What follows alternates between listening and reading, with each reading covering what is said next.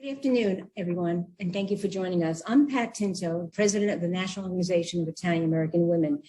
NOIAW recently celebrated its 40th anniversary as a nonprofit dedicated to empowering, connecting, and inspiring women through their shared Italian heritage. We offer educational, cultural, and social programs through our 4 regions in Greater New York, Greater Washington, D.C., which includes Virginia and Maryland, Connecticut, and Rhode Island. And through the use of social media platforms and Zoom, we have been expanding our reach nationally and also internationally. With limited availability to hold in-person meetings, we are fortunate today that the Norwalk Library offered us their auditorium, and we're here in Fairfield County, Connecticut. And this will allow us to reach more people, and whereas we can't gather in person. And today, our program entitled Heroines of Heritage features 2 Italian-American authors in conversation about how their heritage influences their writing. The 2 novels here, The Last Stop on the 6th and The Italian Love Cake, are both published by Moderator Press. And they're available online for purchase through NOIAW Books, the Italian-American bookstore that will reopen soon in Boston. There is a link in the chat room and for you to purchase. And also, we are offering to NOIAW members a 10% discount on the purchase of the book. And I believe he offers free shipping. Currently, I'm in Connecticut with Stanford resident Patricia Dunn, who's here on my right. And she's the author of The Last Stop on the 6th. Pat Dunn is a self-described Italian rebel raised in the Bronx. She's the author of the young adult novels Rebel by Accident, and her writing has appeared in the New York Times, Salon, The Village Voice, The Nation, LA Weekly, and the Christian Science Monitor. Dunn has served as a senior director of the Writing Institute at Sarah Lawrence College, where she holds an MFA in creative writing. She's the co-founder of the Joe Papaleo Writers Workshop in Citera, Italy. We are joined through the magic of Zoom by author Gail Reitano, who's there with us from the Bay Area of California. Gail, who wrote The Italian Love Cake, grew up in southern New Jersey, Pine Barrens, where her main character in the book is also from. She graduated from Rutgers University and lived in London for 12 years before moving to the San Francisco Bay Area. Her fiction, memoir, and essays have appeared in Glimmer Train, Catamaran, Literary Reader, Ovunque Siamo, and the anthology Songs of Ourselves, America's Interior Landscape, as well as she's been featured on public radio in the Bay Area. And The Italian Love Cake, also by Moderator Press, is her first novel. The French translation, Liberata, is coming out in May 2022. So to start today's conversation, I wanted to mention the recurrence of similar themes I noted while reading both books, especially the looming presence of conflicts, both real and imaginary. Although the books are set about 50 years apart, they each are set within the historical context of a family life following World War II or the impending Gulf War of the 1990s. They also feature fraught mother and daughter relationships, conflicts between faith and family, women and Catholicism, and then there is the omnipresent role of food in relationships and power dynamics. So let's use today's program as a jumping off point. So I know one of you told me when we were going through the preparation training that this title, Heritage, that they thought that the best title for this program would be Heroines of Heritage. So maybe you can explain how this applies to both your books and why we're here today. Gail, would you like to start or you want me to jump in? Sure. I'll just put you on the spot there. Why not? Thank you so much, Pat Tinto. Thanks to the Norwalk Library and to NOIAW for hosting this, and to NOIAW Books being our fabulous bookstore that supports Italian and Italian-American writers, and especially to NOIAW that focuses on our lives and our careers as Italian-American women, and now our literature. It's so encouraging to have that support for our work. I guess that what Pat and I have both done in our novels is kind of present how we were raised, and how we incorporate, I see it as how we incorporate Italy into our Italian-American lives, and how Italy is a part of our Italian-American lives. And this has been a challenge for me as a writer to present that. And I have wanted to, a phrase I like to use is drag the thread of Italy through into America, because I think in the push to assimilate, a lot of it got pushed away. A lot of us stopped speaking the language. I have several relatives who claim to be allergic to garlic. They weren't using olive oil. My mother was cooking out of the Julia Child cookbook until my father took over the kitchen. So I think that's why we're heroines of heritage, you and me, Pat, and so many others, because a lot of Bordighera authors, because we're trying to bring our Italian backgrounds to life. So I also want to thank Noah, and I'm a recent member. I'm very proud to be, and thank you, Gail, and the Norwalk Public Library, and everybody for coming today, and Bordighera Press, and NOIAW Books. They're out of Boston. They just opened up their store, which is great, but they support Italian and authors and Italian American authors, and they're wonderful. And they're also offering discounts to people who are here today. And anyway, I just can't say that it's so hard to be a bookstore today, as it is to be a writer, as it is to run an organization that's nonprofit. And so thank you, everybody. Okay, so enough with the thanks. It's funny, I didn't even realize how Italian I was until I left the Bronx. I grew up in a place called Pelham Bay, which is the last stop on the 6th if you're coming from Manhattan, or the other side of the city. But it was the first stop for us, right by Pelham Bay Park, which is one of the largest city parks in the country and bigger than Central Park. Anyway, I throw that in. I got that from a German tourist, but people don't usually know that. But when I moved out to LA, I lived out in LA for about 12 years. All of a sudden, people kept referring to me as being Italian. And where I grew up, everybody was born on the other side. We never asked the other side of what, because we all knew that meant Southern Italy. That was the original title of this book. But everybody thought I was, they referred me as Italian. What does that mean? Because in my neighborhood, we were the Americans. My family's Italian American, but we were called the Americans.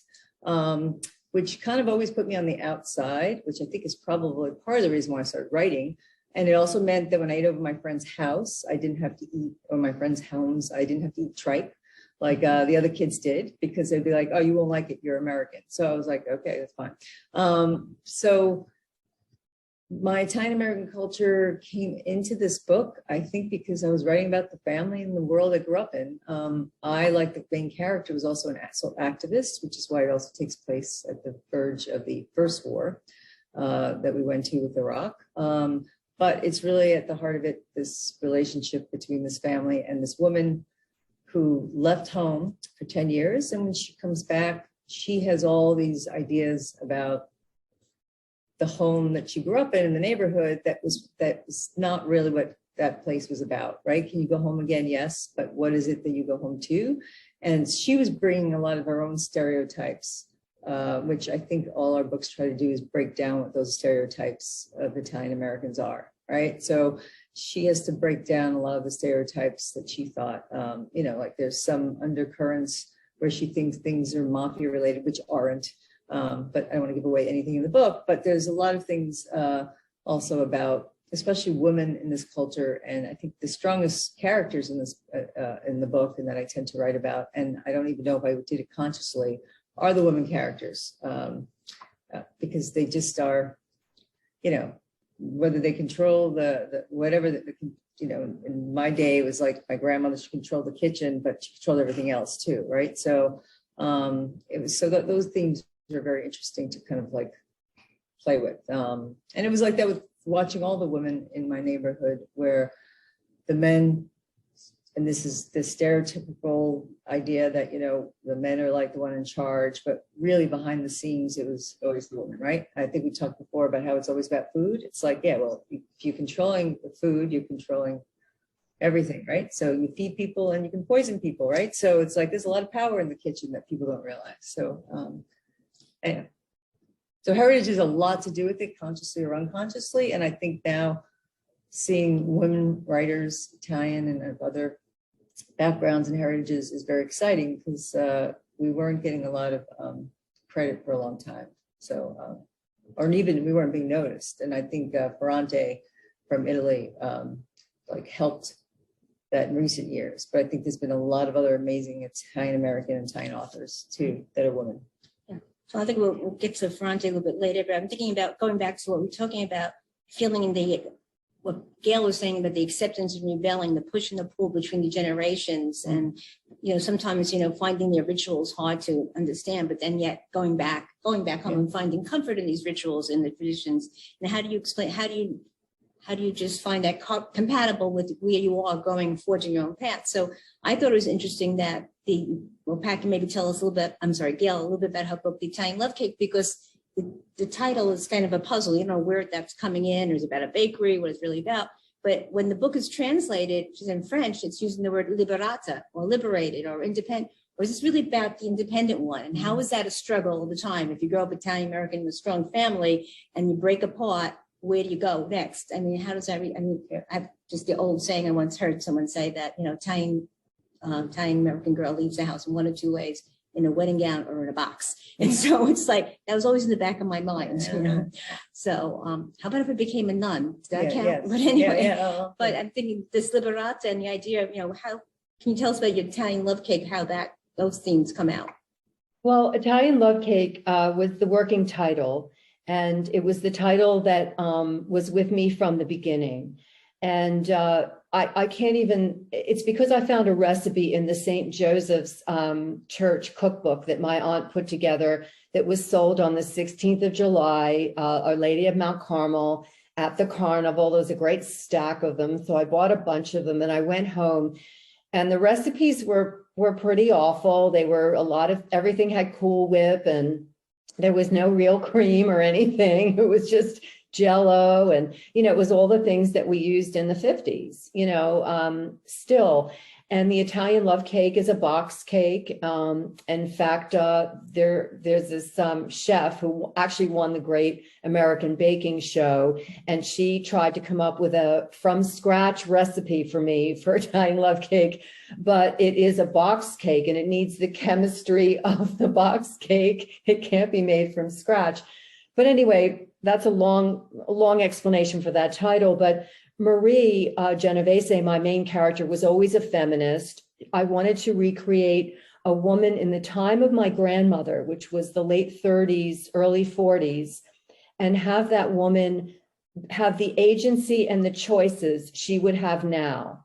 So in that respect, the book opens in 1938. It ends right before Pearl Harbor in 1941. So Pat Dunn and I have in common, as you pointed out, Pat Tinto, that we both have wars in our book. And I think the effect of war on women, there's a whole confluence of things I think that's pretty interesting, and threads between our two books, but also how women deal in war. And my main character, it's pre-World War II. The Depression is lingering. She's inherited the 5 and 10 on the main street. Her mother has died suddenly. She's in her early 20s. She has too much responsibility. She starts having an affair with a married man, and her life gets very complicated very quickly. But she is so strong because my grandmother was so strong. And we all know, as Italian American women, how strong we really are. So I wanted to make a portrait of a really strong woman, and I chose that period so that I could have a feminist narrative in the late 30s. And also a secret wish was to have that generation of woman. My mother is 92 now. Many of her friends are still alive. Well, several of her friends are still alive.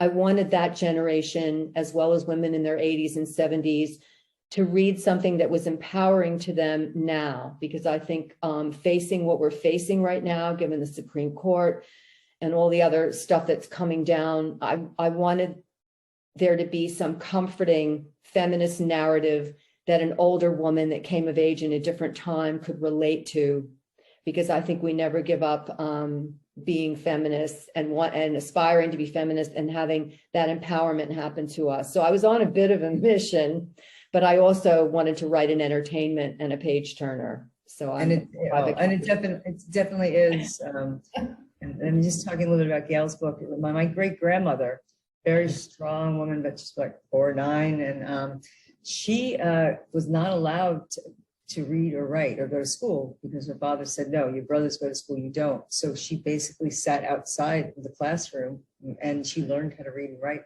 by just like sitting outside, in the winter or anytime she could, and she just listened to the teachers because she wasn't allowed to go to school.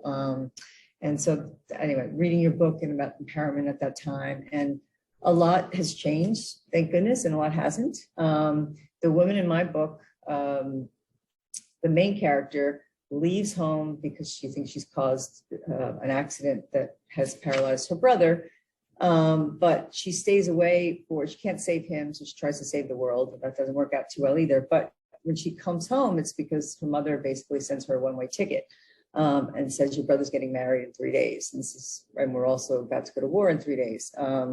And she had just come out of jail because she got arrested at a protest, and she wants to go back to jail rather than go home.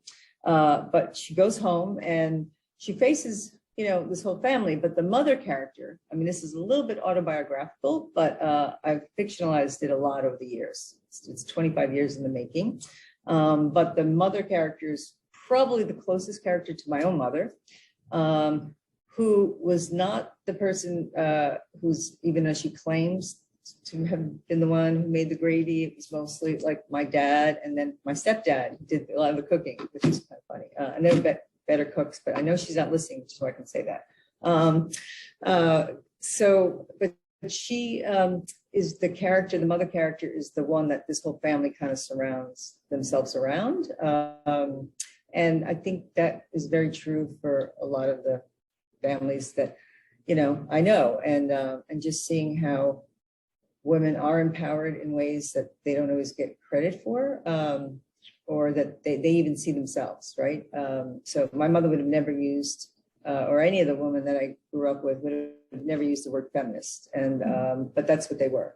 And in a lot of ways, that feminist movement was, basically for white, wealthy women, and did not really bring in a lot of women like my mother and other people like that who were more working class and from other backgrounds, and that kind of thing. So anyway, so it's yeah, I think there's a lot of themes in that way, and there's a lot of I think I also deal with a lot of it with humor, and I think so. I'd like to think there's a lot of humor in the book. I don't necessarily do that intentionally, but it comes out that way.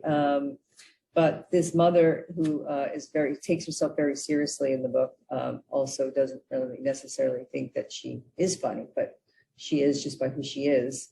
And I think that's, and I totally got off the question.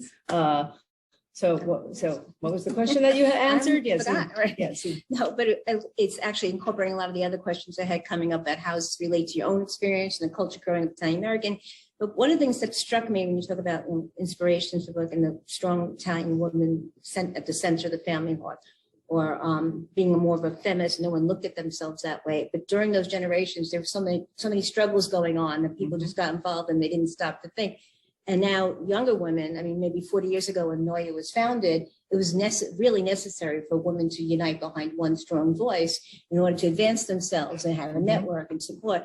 Things have changed. It's a little bit easier now, but there's still, a lot of people who don't get that. And what I think one of the important lessons, and maybe you saw it in writing a book like this, is to maybe, and what we're trying to convey at NOIAW is to pass the message on to the next generation that things weren't always this easy, or that you didn't have certain, and how do you connect with that? How do you learn from the struggles of the past? And maybe that's, what's the responsibility to the next generation? So now we're looking at NOIAW the next 40 years, but what is your message maybe to young women who are coming up and thinking they ignore the family to a certain degree, or they think that this balanced life, family, balance with career and work? Well, it's funny because, the character in the book, she leaves and comes home like me, right? I left home and then I came back, and I was an activist in the 80s. And everybody, in the 80s, there was a lot of things that were going on, right? We were about to go to war. I mean, there was a lot of things in LA, there's a lot of things. Everything that happened with Rodney King. I mean, and I think a lot of young women today don't necessarily always appreciate what came before. And now that they're getting, like Gail mentioned, hit with things in the Supreme Court, and people are like, how is this even happening? It's like, well, look at the history, right? I mean, in the 80s, there were no laws that protected women, from being discriminated against. And we still don't have those laws like the IRA amendment. We don't have any of those today, right? So I think we need to learn from the past by realizing the past is really also here in the present, and that the women who have come before in these organizations like NOAA are important. Even writers, we have organizations because you need each other to create those groups that you can rely on and give you the support, and just give you the hope that things can get better. But you don't need to do it alone, and I don't think you can do it alone. So I think, you know, it's important to come together and realize what our elders and have done, and the struggles that we continue to have now, and our next generations continue to have now. I mean, and they only seem to be more and more, right? In the world that we're living in now, it's not like you know, racism or classism or all those isms are gone. I mean, if anything, under certain last administration, and even, you know, they've come to the surface more than ever. And I think it's important more than ever that people realize that you can't ignore the past, right? If you're gonna, so whether you learn from the past or you don't, it's still there, and that's why we're here today. I mean, even the pandemic. Pat, I want to say something about, you mentioned elders, and it's such an important aspect to, I really was worried about how the elders, my grandmother's generation, they're mostly gone, but my mother's generation would respond to this book, the feminism in it and the choices that my main character makes. I was worried that there was too much feminism, that they would be offended by the decisions that my character makes. And I was blown away and completely surprised that even among the most conservative friends of my mother's, how excited they were by it and how empowered they were by the decisions. And so I wouldn't say that I necessarily choose to speak more to the elders, but I feel like they're a great place to start to empower, because everyone always focuses on young women. In my experience, my daughter's 34, and for ages, she just thought all the battles had been won and wondered why I was even still a feminist. And then she graduates from college and she gets out in the world, and suddenly she sees what's there that seems like business as usual, like the cool guys that she went to college with turn into really conservative kind of privileged guys, you know, in the work world. And she was, I think, shocked, because she said, why are you still a feminist? We have this, we have that. And now she understands, but she didn't in her 20s. So I don't know to what extent. I hope we can empower younger women, and I think a lot are, but they've got bigger problems, like, well, as big a problem like global warming. You know, they're really they're inheriting quite a world that's changed so fast. So yeah, I mean, yeah, I think it has to be a dialogue, because I think there's a lot that we can learn from, you know, younger women that I have to keep my ears open to. Like my daughter, they do know things that we didn't know, but I think it's that back and forth between what was before, what is now. You know, there's all these different generations. As someone who's between my mother and my daughter's generation, I realized, you know, there's both sides has a lot that to learn if we just listen to each other. I think, like you said, we're surprised by what we think is going to offend people. We realize no, because it was their experiences and the choices that they made that they may have not been able to be public about, right? But they understand it. So yeah. And now with social media, everybody seems like everybody's saying what they're thinking, and they're not. You know, I mean, that was the thing. You know, the family in this book, and many families I know, we may be very loud, but we're not saying a lot of the things that need to be said, right? Yeah. You know, the louder we are, the more secrets we have, right? That's kind of like, you know, something I grew up with understanding. So, so let's go back to some of those things that we grew up with and how we accept them. So now there are a lot of superstitions and rituals or religious rites in both the books, and so how the characters come to accept these elements of their faith, but at the same time they defy them by, you know, with varying interpretations. So I think about the symbolism in last stop on the 6th of the saint statues, the little plastic saints that the main character's brother carries around with him, and how he has to, they all have a special meaning. The saint has the power of this and the saint that, but also there's symbolism what's behind them, and then it's adapted to empower, for yourself in real events, or even like in the Italian love cake, what's the ingredients of the magical herbs that are used in these cakes to help stir or stare at the future of what she wants to happen, to cover outcomes. So can you, what are the points, the elements of this new story, and maybe explain a little bit about the way the main character gets into baking the cakes and how she alters the ingredients to make it appropriate to what she wants as the outcome?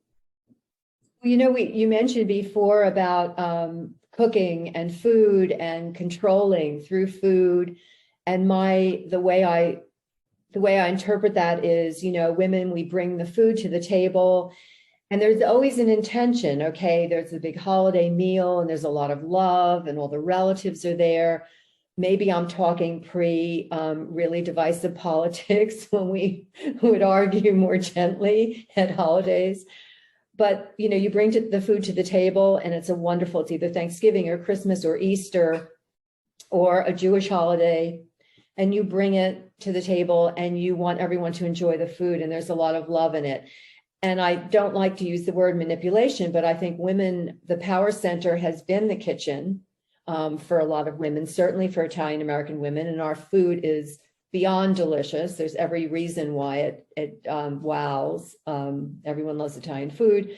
So when I first started researching the herbs, because I thought I wanted Marie to take control of her life any way possible. And her mother is dead. She talks to her in this little shrine room called the ex voto, where her mother's stuff is. And she finds these artifacts from her mother. And so she has this area of inspiration. And I like to say it's like shaking the 8 ball. Like, what should I do, Mom? Yes, no. Those black 8 balls that used to tell you the message.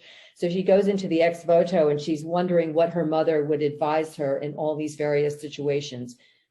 And so that's the positive part of it. She relies on that. She's equally a little offended, or I'll use the word grossed out, by a lot of the superstitions. And I thought of the scapulars that my aunt wore around her waist with those brown strings and the little holy pictures of Saint Simon it was. And it goes back to 1250, so 13th century. And on the flip side of the picture of Saint Simon was, whosoever dies in this garment shall not suffer eternal fire. So it was like this thing. And I remember seeing it pressed under my aunt's pantyhose when I was in the bedroom with her and she'd be undressing, and thinking, oh, that thing is disgusting. And so I wanted to have this mixed feeling as a woman.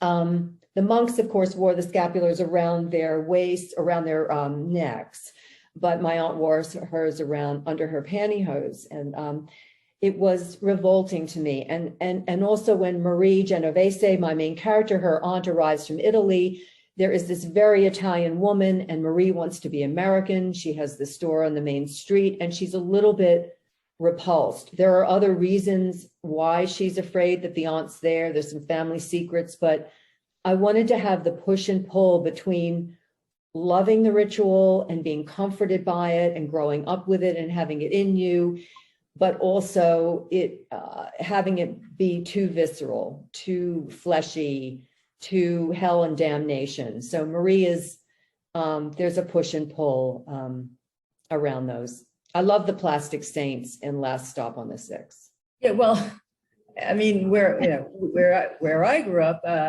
superstition, we didn't even use the word superstition just the way it was. I mean, I think there's a line in the book, but it's true. The Exorcist was that was a documentary where, it's just what we all believed. And, you pray to St. Anthony, which I got all this medal to give out with the book because that's one of the classic saints. But, and I grew up Catholic, was raised Catholic, but I converted to a Muslim, which is a whole other story in another book. But we still have saints. Everybody has saints because there's this thing on the outside that we look to for guidance. And the brother in this book, because I get very curious about, my grandmother had classic saints, And then when I spent a lot of time in Egypt, and they're all the saints that people have. Everybody has these saints because it's the outside people that you can go to guidance. And the brother in the book collects them. And they really, if you go online, there are like thousands of different kind of plastic saints, and there's a saint for everything. I don't know if the original intention of the saint, that saint actually was for, I mean, you can have a saint for like dog catchers now, right? I mean, there's a saint for everything. So he uses the saints to give messages to help the sister find him, because he's gone when she comes back to see him. He's disappeared. But anyway, but the idea of plastic saints and, the things that you wear around your neck, we wear the horns and all these things just to protect us from the evil eye.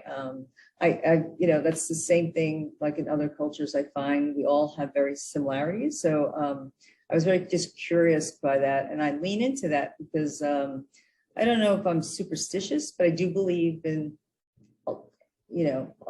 that there are things beyond us that we can't always explain. And I think that's a lot of what I try to write about, the things that we can't explain, although that we try so hard to make meaning of. So I don't know if that answers your question, but I think, I don't know, it's also what makes life interesting. I have a lot of friends who are, actually, I have friends that are very, very hardcore scientists, and they all, believe in God or something big larger, because they say as scientists to believe that there's not something beyond them would be like arrogance, right? But I do have some friends who, are hardcore, as they would call themselves, atheists, and that's another religion, right?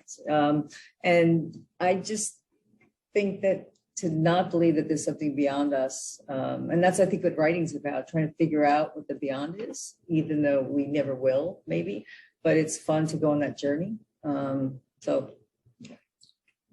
So maybe we should think about what's the importance of, the time and the place or the settings in these books and how it leads to greater enlightenment. I just also relating it back to the Neapolitan novels and Ellen Ferrante's book, and how maybe our perception of the Italian culture or women change over the time. So like you see in Ellen Ferrante's book, the importance of education is completely not, what you said with your grandma, not adaptable to the young woman who has to stay home and cook and clean. And she spends all her time in the summer reading all those books to catch up because she can't go to school because she has to go to work, or your grandmother sat outside because she wasn't allowed. But then and that was Naples and the whole culture, because it was driven by someone had to go to work, and that the society had to move forward. The mother was in the kitchen or not in the schoolroom. But how does that affect, you think, passing that lesson on to the current generation, but also what the setting, what you have in your books from, the Pine Barrens in New Jersey, some of a desolate place and fitting in, and then finding your way as a young independent feminist, or in the Bronx, New York City, going back and forth. Where does it, the place, the setting have to do with how you find yourself, or what do you have to do to come to that point? Well, I think the setting of this book is all about, it's funny, the neighborhood, Pelham Bay or the Bronx, I tell people when they ask me, where'd you grow up? I say, oh, a small town. Because there was this insular idea that everybody was from, Italy and Southern Italy, although like my family is actually from Northern Italy. Well, my grandfather was Southern. We're kind of mixed, and we have some Sicilian in there. But there's this idea that, during that time, I remember growing up personally, like the Vietnam War was going on, and I had an uncle that was in Vietnam, but people didn't really talk about that, right? Everything was about what was happening in the neighborhood, and everybody knew what was happening. Everybody knew each other's business, but the outside world and events, which is something that you just kind of kept outside. And I think what I tried to write about here is a woman, in the 90s, she left home in the 80s, comes back, and then here we are on the precipice of another war, which, people worry is going to be another like Vietnam. And she comes home for her brother's wedding, and then has a lot of different nights, and then finds out things about, the fiance who may go to war, which wouldn't have happened, right? I mean, she's a woman going to war. And so I think that what I've done or tried to do here, and not even maybe consciously at first, is to show how things have changed, but it's almost like the mother in this book. The men in this book do all the cooking, right? And that was something that was intentional because the men in my family now do all the cooking. But growing up, my grandmother, she did all the cooking and she also went to work. And so there was this movement of like, yeah, what happened to women? Well, they got to stay home and cook and take care of the kids, but then they had to go to work too. And so what were we really winning, right? So I think it's all about choice. Whether you decide that you want to be able to have the choice to be able to raise your kids and have kids in a healthy environment, or you don't, and you want to be able to go out or be creative. And I think that a lot of what this book where I try to deal with is what is the choice that the people in the book, but especially the women in the book have. And a lot of the women that, and a lot of my friends growing up didn't have the same kind of choices. I mean, because we were the Americans, I did have a brother, like the brother in the book that was a child actor. And my parents were able to be exposed to other things. We went into the city. That's Manhattan, for those of you, if you're from the Bronx, the city means Manhattan. And we saw plays and, we went to the toy museum. That was F.E.O. Schwartz, but my father called it the toy museum. So we wouldn't actually ask to buy any of the toys because they were too expensive. So when I found that out, I was like 20. I thought, wow, that was brilliant. Anyway, but we went outside of that world, and a lot of the women, especially my friends, didn't have those choices. They couldn't leave the block. If their father whistled, that meant they had to come and sit down. And I watched how their brothers had more choices than they did. And so being on the outside of that a little bit and having a mother who was not necessarily, she was accepted because my mother's personality in our neighborhood, and she helped people, but she was kind of like the woman who just like helped the other woman just kind of do the things they needed to do. That they, and if they were, my mother basically would have been a social worker, I think, or, maybe a politician if she had the education. But she was able to expose the other women, I think, in the neighborhood to things that they didn't necessarily get to see on their own because of the limitations. And so in the 90s, where the book takes place, some of that has changed or had changed, but not as much as you would expect. So I think in some ways, a lot of this is about like, who are the pioneers? And I don't think we stop. And when you say the heroines, I mean, I think there's so many heroines in like all of history and where I grew up. And the biggest heroines, I think, were the women who actually had to, raise their kids, take care of everything. And just, they kept things going, right? And they kept the kids safe and their family safe. And I don't think they ever got the credit that they kind of deserved. And anyway, so. Gail, I think we're probably running out of time now, but do you want anything to add to that, or just in conclusion, maybe about the issue of choice? Yeah, well, I just want to speak to the insularity of our communities, a lot of our Italian American communities, and then the pressures coming in from the outside world. And there were a lot of examples in my town, and we feel this as Italians because we feel other. And my neighbors were best friends with the anthropologist Margaret Mead. And we lived on a lake, and my mother would run into the house and say, Margaret, Mrs. Seeley's out on the paddle boat with Margaret Mead. And, we'd rush down to see Mrs. Seeley on the paddle boat with Margaret Mead. And so Margaret Mead's mother came to our town in 1905. She was hired by the U.S. Department of Immigration to write about Italians. And she wrote this really awful report, but it was in the same genre of the time. It was called Italians on the Land. And the stuff it said about us, it was just virtually eugenics. And it was almost like skull size and brain size, though maybe not quite. And I've written about this in my personal essays. And so my family was very aspirant not to be Italian. And so it was very impactful to be next door to these people who were academics, quite bright, and Margaret Mead coming to stay with them. We never met her, actually. We weren't introduced because we were like two different species living side by side. But here we were in the southern New Jersey Pine Barrens, in the most isolated place you can imagine. And so the outside world did press in, but it pressed in this kind of very strange way. And just briefly about Ferrante, I felt like that she made Italians interesting and made Italian Americans more interesting, I think, to the American reading market. And that was my hope, that she broke it open for Italian and Italian American writers. And I think women. And women, and as you know, like Europa editions and all the things that are coming out because of her. So I think that, you know, apart from the topics, she's been a real trailblazer, and we're benefiting, you know, I think. And we don't know why. I'm just going to say, interestingly, she kept her identity in Italy a secret for decades. And of course, when you come here, you can't do that because they, you know, they'll figure it out. But I know, lucky her, she just gets to write. Yeah, she definitely gets it right in her life. But Well, thank you. That's been really great and enlightening. I really appreciate it. And maybe we have some questions from the audience. Somebody has something to say.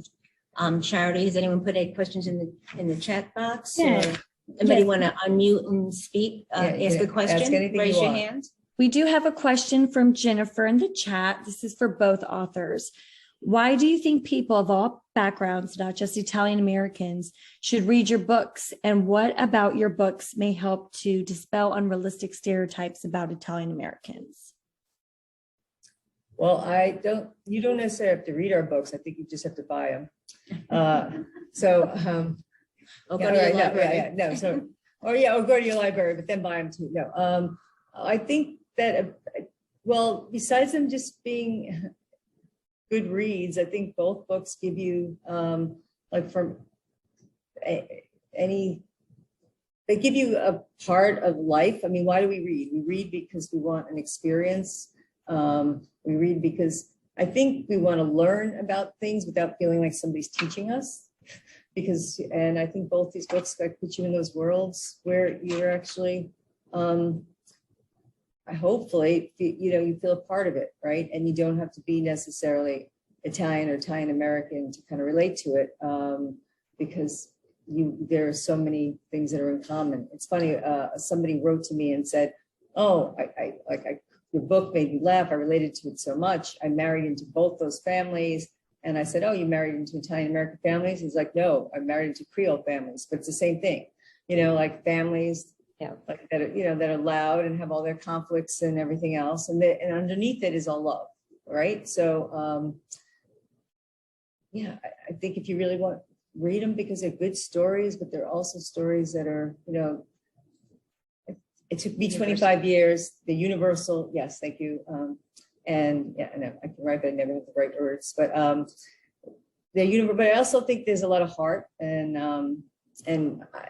this book has come to me. I've had a lot of work. For those of you out there who are writers, I've workshopped it a lot. I've had a lot of amazing readers and editors. So you don't do this alone, but I think you want a great experience. And Italian Love Cake, I know that I didn't want to leave that world. So if you want to be somewhere that you're going to love being, even if sometimes you're feeling nervous or uncomfortable or because of the conflict, that's a great place to be. And how many Netflix shows can we watch? Anyway, go ahead. I agree with everything you just said. And I want to say too that we read. The reason I read is because novels particularize experience, and so they are so specific to the people. The people come alive, and they are really nuanced. And the thing that I don't like in any kind of ethnic literature, if I can use that phrase, is the nostalgia and the whitewashing and that kind of, oh, grandma was just patting the dough, and then that kind of sweet artificial. And I think the stereotypes come in about Italians that we're just about meatballs, or we're just about guns, and when you read about real people are complex. And that's why I read fiction, for the complexity. No, but that's perfect, because it's true. Your characters have to be flawed. They're not perfect. I mean, and I want to just put it out there. We talked about food. My grandmother was an awful cook.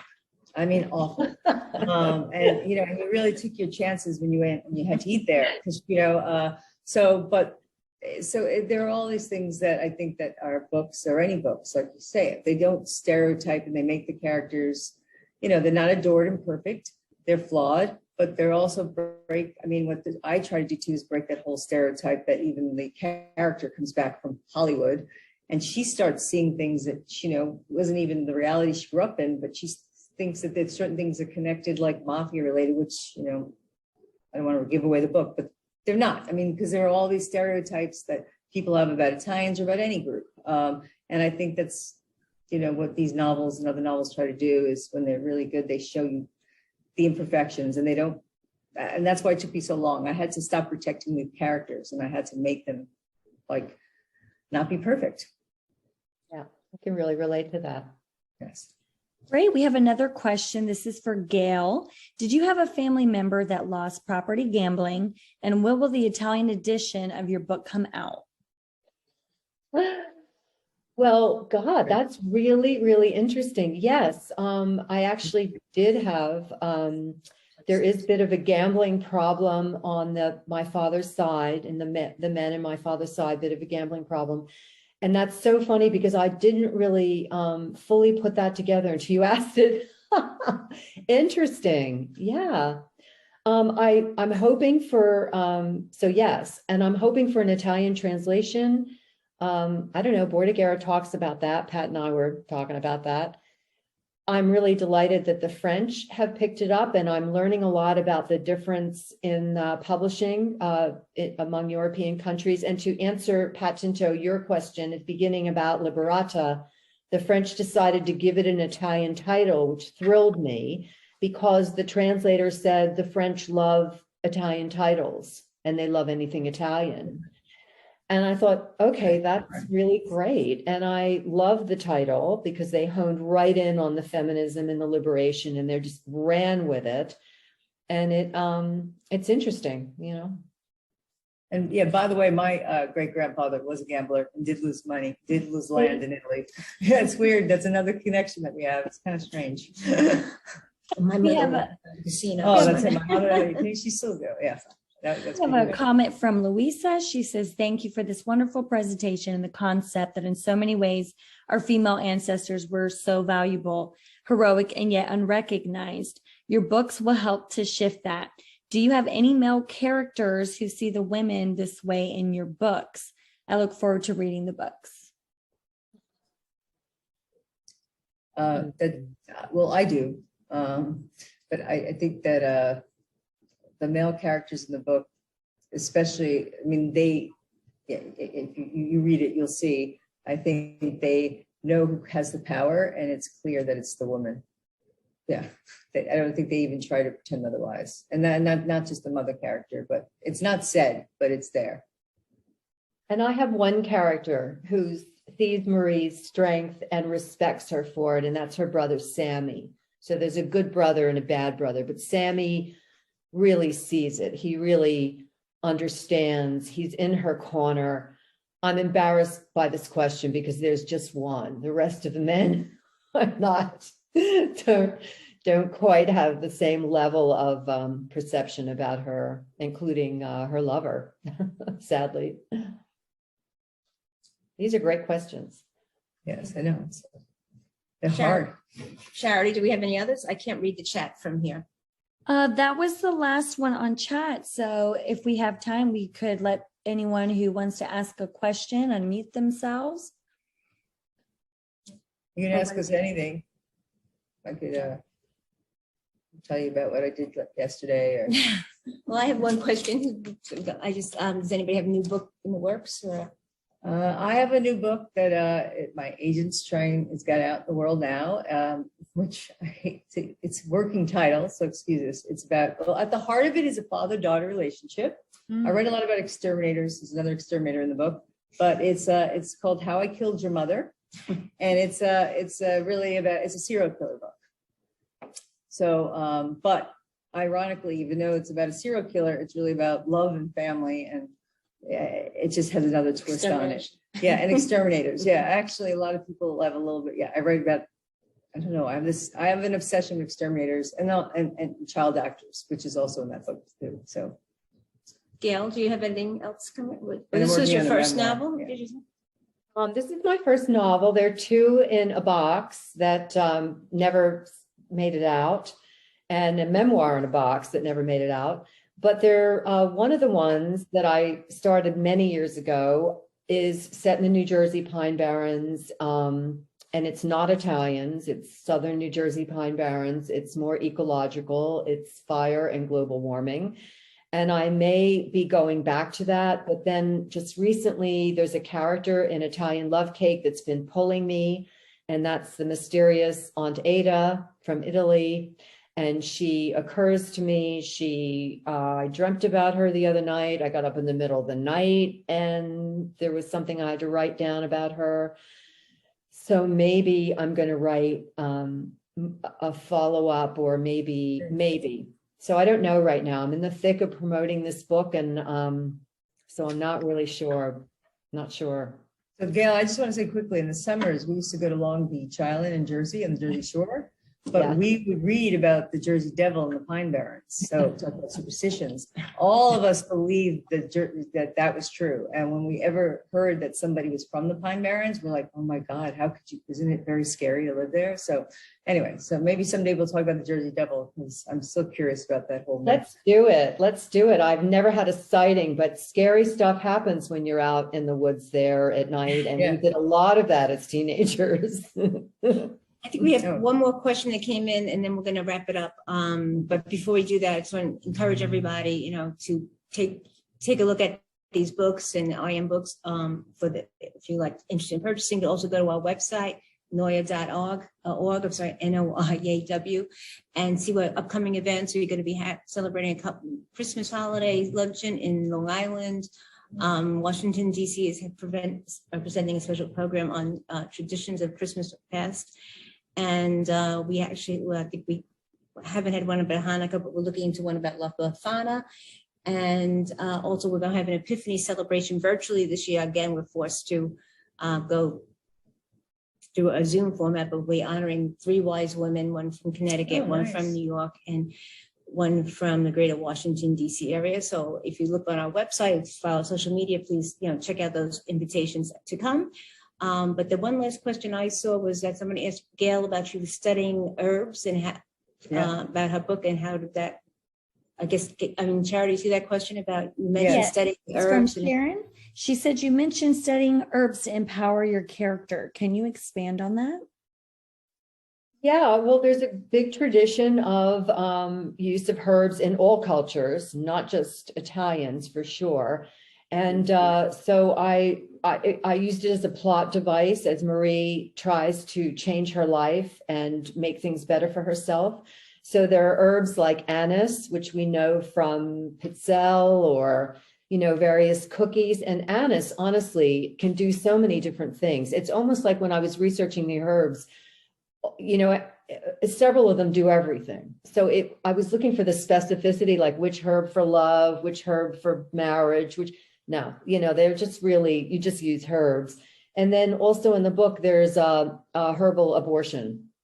And so I wanted to show the many ways that women in all communities have used herbs. And it was really interesting doing the research. There was this Dr. Trotula from Salerno, I can't remember, I think 16th century or 17th century, who wrote about the use of herbs. And then of course it's Artemis who comes up with a herb that can supposedly abort a fetus. Yeah, well, the women healers in Italy were all using herbs. Yep, and they and Wicca, little Wicca in there.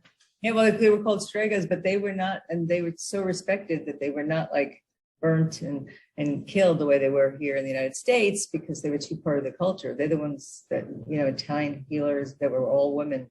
Well, they were healers, and Marie is a healer. Marie puts these herbs in and she cures this one's thing. She's helped a number of people in town, which helps enhance her reputation, because other things they don't like about what she does, but they like that she can heal. Keep you alive. Thank you. Great. So I think Charity, unless there's anything else to conclude? I